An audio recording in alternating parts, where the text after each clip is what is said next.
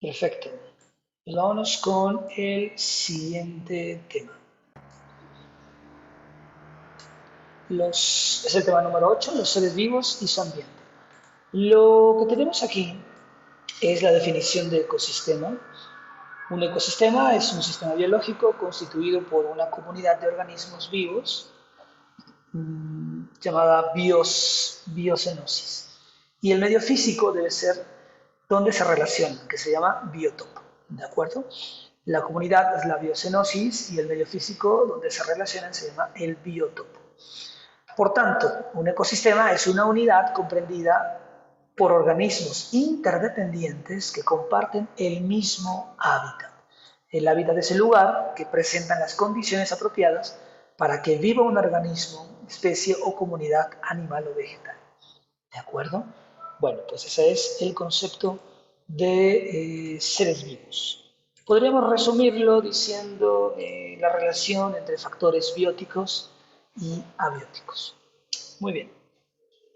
Una de las cosas que debemos recordar es la, eh, la clasificación de la materia, es decir, la materia se puede clasificar eh, en niveles de organización, desde lo más pequeño que hay en el planeta hasta lo más grande.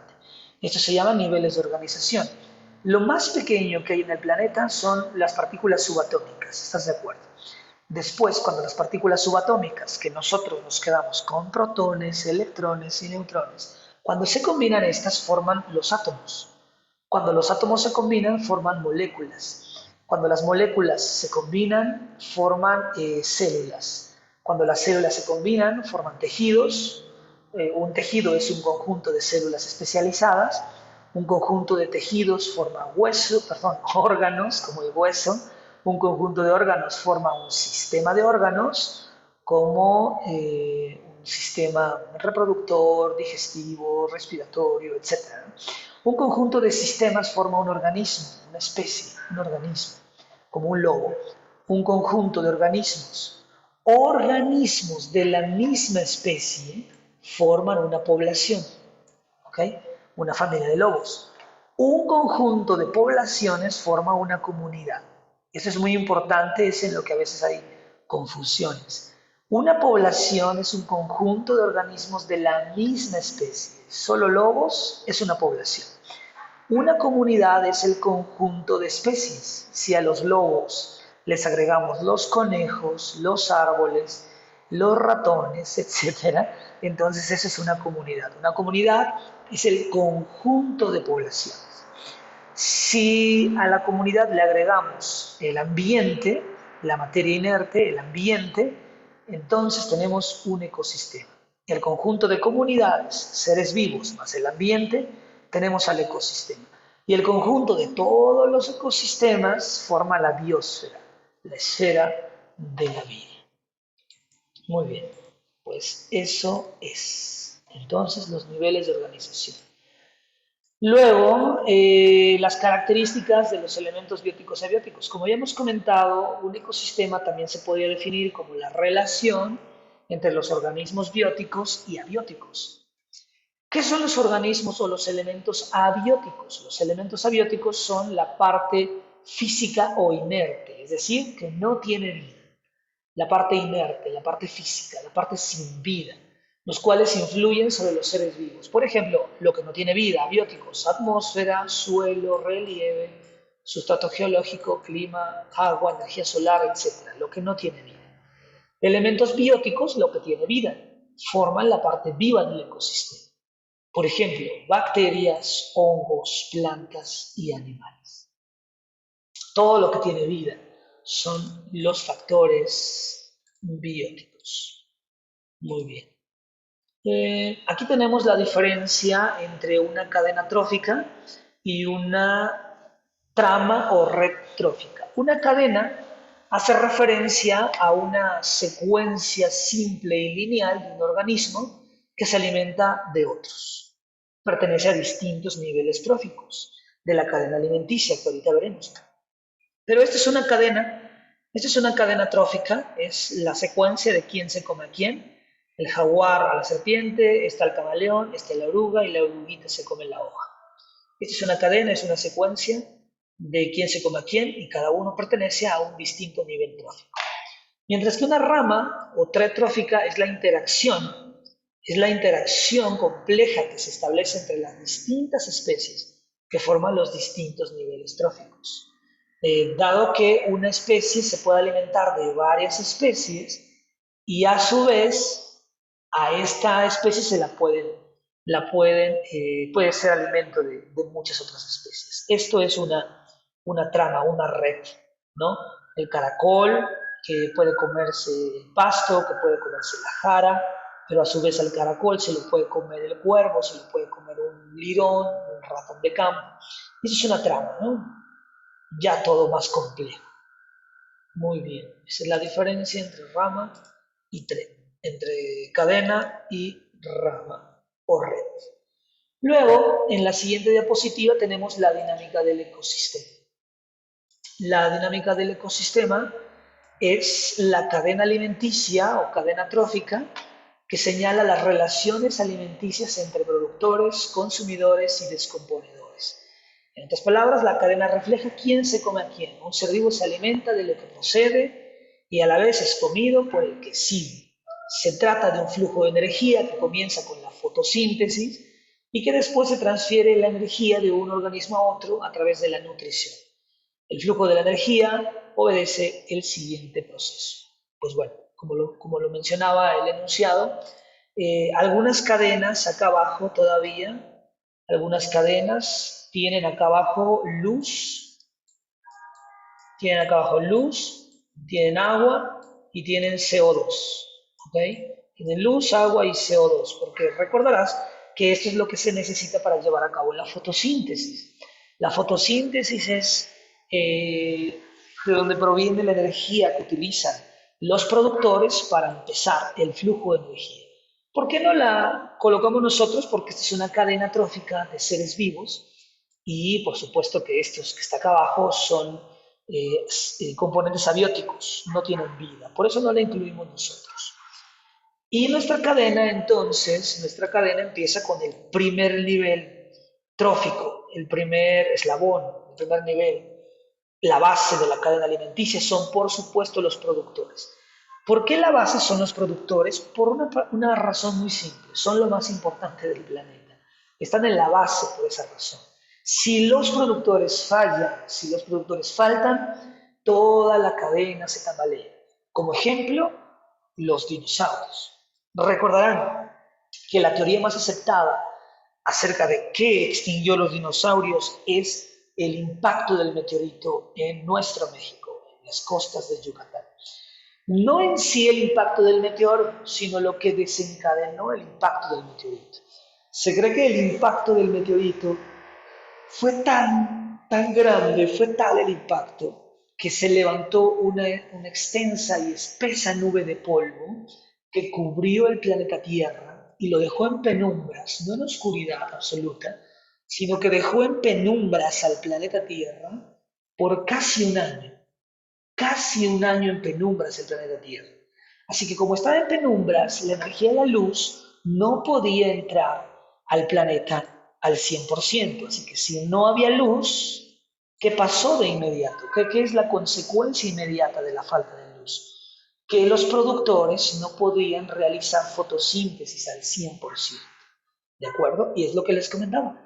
Si la base falla, toda la cadena se tambalea. Entonces los productores no tenían suficiente luz para llevar a cabo fotosíntesis y poder alimentarse los vegetales y las plantas. Ese es el primer nivel trófico de la cadena, los productores. En el segundo nivel trófico se encuentran consumidores primarios, que son los que se alimentan de vegetales, son herbívoros.